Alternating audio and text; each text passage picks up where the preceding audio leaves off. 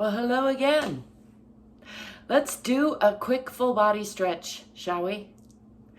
I like to remind you there's not one way to do this. You don't have to do everything I'm doing. I'm doing this for me, and I'm hoping to encourage you to do something for you. It's really about listening to your own body, so follow your own lead and see if you can shake off some stresses, let go of some of the past, let go of some of what's bogging you down, and get back into an even keel. Let's try it, shall we? I'm gonna come back here. I got some work clothes on again. It's often the case. I mean, it's a rare day that we don't have to work these days, huh? It's good for you anyway. It's good for me. I'm grateful to be able to do it. Grateful to be able to say it. Grateful to be able to shake off some stresses and still breathe. I got some keys in my pocket. I'm gonna put these over here. And keep doing the free arms swinging a little bit, just loosening up the spine. It's a good time to remind you there's not one way. You don't have to brush your hair or put on any special outfit or do any special particular thing in order to check in with yourself a little bit more. Try to balance out the breathing, balance out the awareness. I was just listening to some Huberman Lab podcast, an older episode from about a year ago, on meditation and interoception and exteroception. Is that the right word? I'm not sure. In any case, it's really all about balancing ourselves. He used this analogy, which I really like.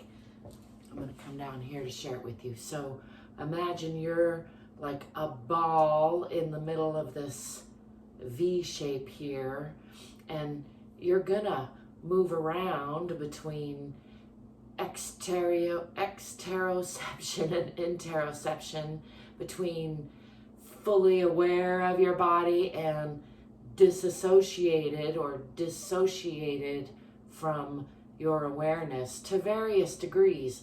But if you're keeping yourself in this kind of held V shape, you're going to be moving around and coming back into a balance fairly often.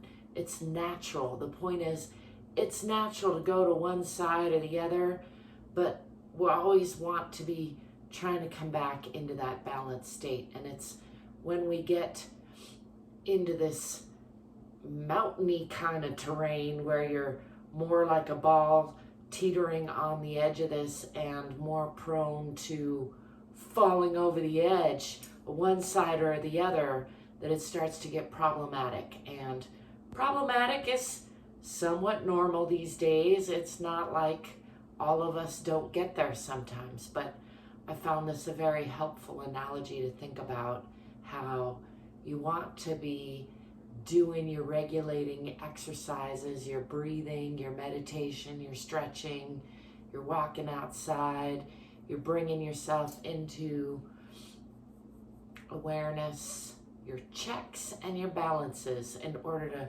bring yourself into a more coherent, more frequently balanced state, as opposed to letting yourself get inverted inside out and tipping over the edge of things more often. I hope that helps. It helped me a lot. I probably butchered the analogy a little bit, but I think it's a sound, good, helpful analogy. That's why I share it. You're welcome. Let's get to some stretching. I'm going to start by rooting myself into the center of the earth. I'm going to make this relatively quick. Whoo! I got a little head rush there. I started off a little bit unbalanced this morning, woke up a little dysregulated, as I often do. I'm going to blame it on the cookies I ate yesterday. I ate too many of those. It's not the first time, but who knows? Maybe it'll be the last. I suppose I should hope not. Anyway, starting by some arm swinging. I find this, so alternating left over right, right over left. It's just a little modified Qigong move and a great way, again, to rebalance the energy. Bring yourself back into your body. Bring your energy back into a better balance.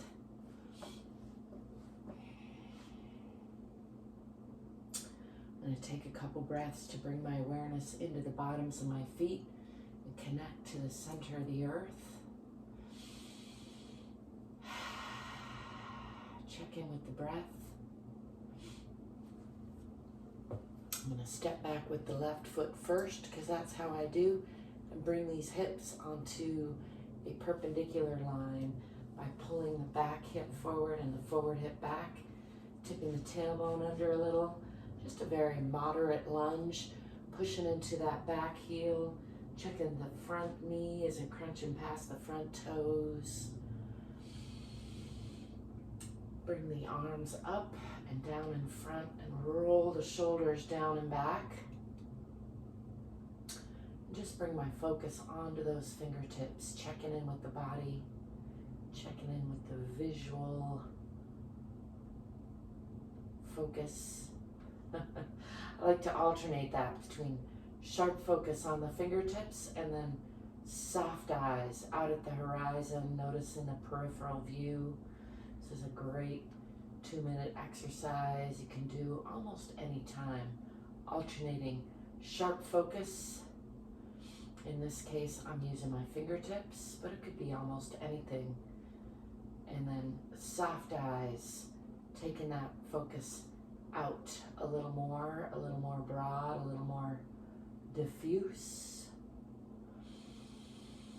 Don't forget to breathe and smile the whole time if you can. Sharp focus again on those fingertips.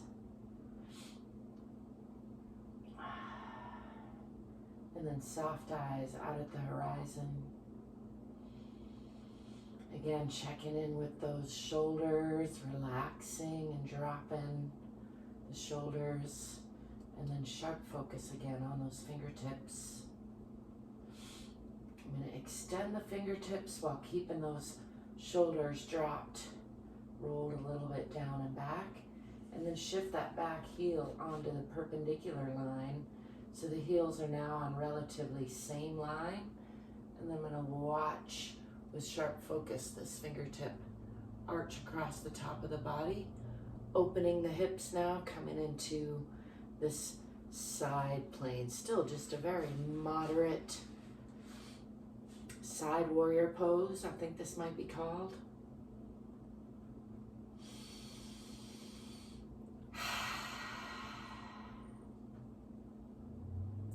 Noticing that my body is feeling still pretty dysregulated today, and again, I'm going to blame those cookies I ate yesterday. They really are problematic sometimes, especially when you overdo it. We'll just get through it.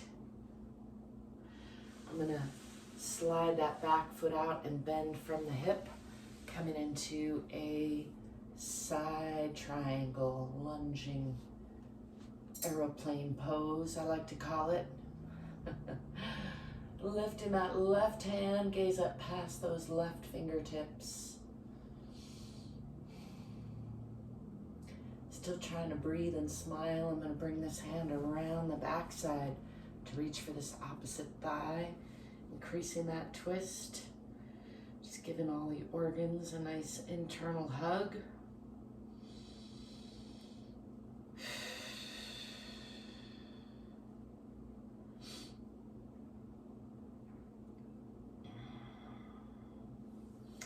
And then unwinding all of that, bringing both hands down on the inside of that front leg, shifting onto the back toes, closing the hips. Bringing weight onto the hands. I'm going to bring that front foot back to meet the back foot. And press it down into the heels, pressing the hips back toward the wall behind. Relaxing the belly, tipping the tailbone a little bit, pressing the heart toward the center of the earth. Into Adho Mukha Asana, or downward facing dog.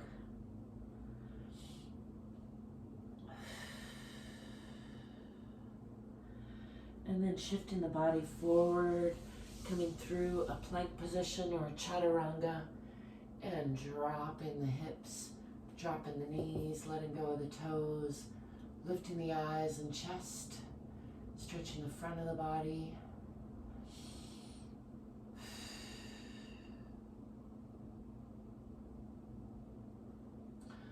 I'm going to switch into Uttanasana Shishosana, coming back into about a 90-degree angle with the lower body and stretching these arms out, aiming the forehead for the floor, relaxing the belly again.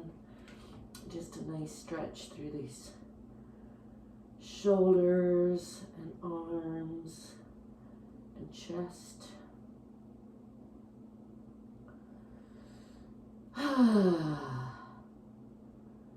Just letting go of some stress, letting that dissipate. Walk the hands back a little bit, not quite to all four, or not quite to a square, and lift those knees and hips again, pressing again into the heels.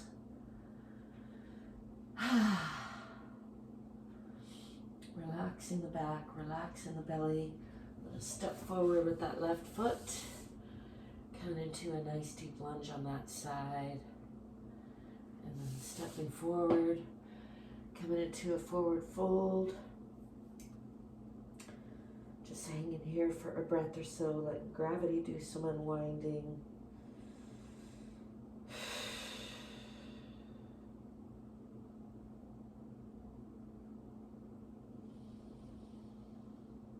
I'm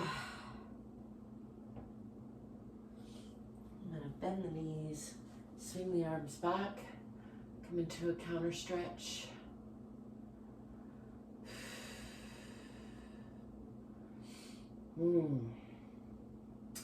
Noticing my body is feeling quite dysregulated, so I'm going to slow that down even more. Just spend some time here checking in with the alignment, rooting into the earth.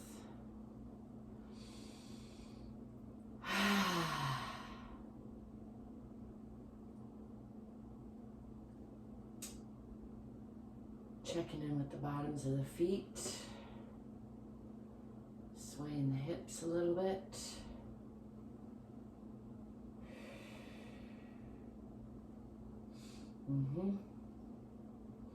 Normally I go right into doing the other side, but I'm gonna listen to my own body that's really talking to me at the moment.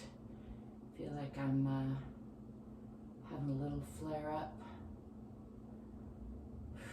It used to be a lot more common. Thankfully, is less common lately, but does still happen. So, just gonna sit with it for a little bit. See if I can get through the other side. Nice and slow and modified. Stepping back on the right side to a moderate lunge.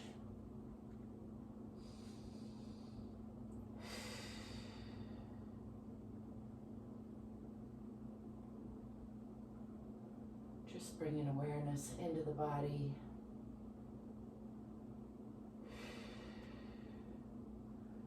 Pulling those hips into perpendicular line with the parallel feet. Bringing focus into the fingertips.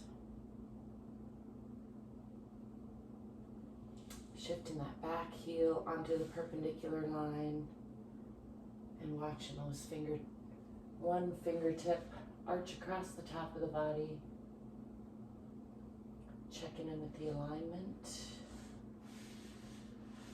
Sliding that side out, bending from the hips, coming into a side lunging triangle, lifting the right fingertips.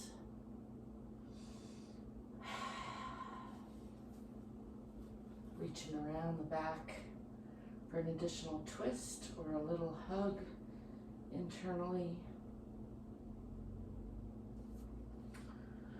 I'm going to unwind all of that, bring both hands down on the inside of that front foot, shifting the hips to closed, and bring that foot back to meet the back foot.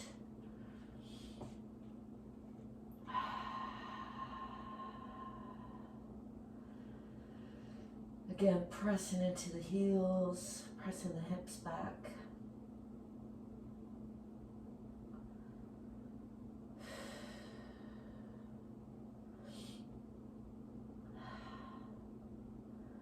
Adho Mukha Asana or downward facing dog.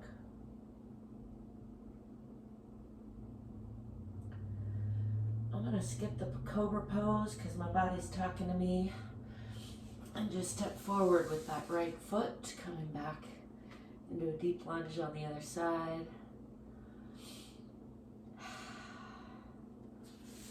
And then stepping forward, coming into a forward fold. And rolling up, nice and slow. Just checking in with the body, which is not feeling great. Gotta say, I'm going to come back into a little free arm swinging. I think I'm going to shift to some sitting and meditating, breathing. See if I can figure out what's going on with my heart.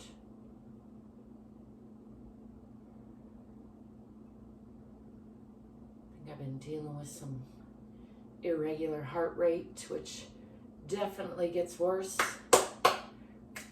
when I eat too much sugar, but I do think it's also hormonal, stress related.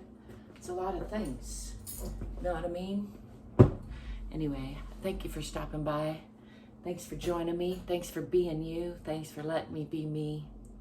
I hope you're listening to your own body, taking good care of yourself. Remembering to stay curious, stay courageous, like and subscribe. Get more fit and more free, and I'll be seeing you. Ciao for now.